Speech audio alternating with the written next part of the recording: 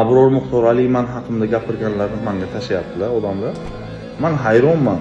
Domla bilan ko'rishdik, men hurmat izzat qilib gapirdim. Biron kishini masalan yoshlari katta duh bo'libsiz, boshqa men yoshligimdan beri sport bilan shug'ullanaman. Domla endi boshlagan bo'lsalar, men bilmadim, u hurmat izzat, u endi men bir kishining gapini bo'lmayman, men daqqancha eshitaman shunaqa insonni. Keyin aytdim, Dubayda ko'rishaylik, gaplashaylik.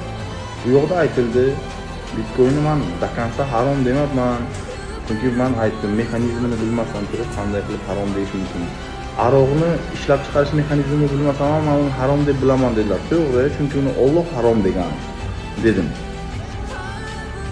Shunaqa bo'ldi, keyin oxirida gapni qisqasi aytdilarki, "Shu Bitcoinni men to'liq harom demayapman, halol bo'lishi mumkin. O'sha vaqt siz bizga birinchi kerak bo'lasiz, Abdurahmon" dedilar. Shunaqa. Men bu haqda gapirmoqman ham keyin hech narsa ham demayapman.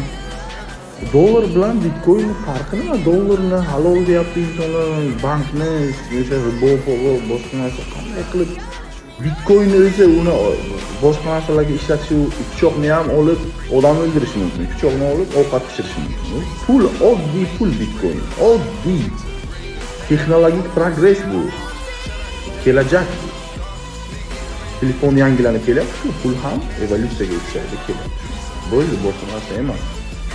Yana bitta qo'shimcha, g'azoga qancha yordam berilayotgan bo'lsa, hammasi Bitcoin bilan yuborilyapti, kriptovalyuta bilan yuborilyapti.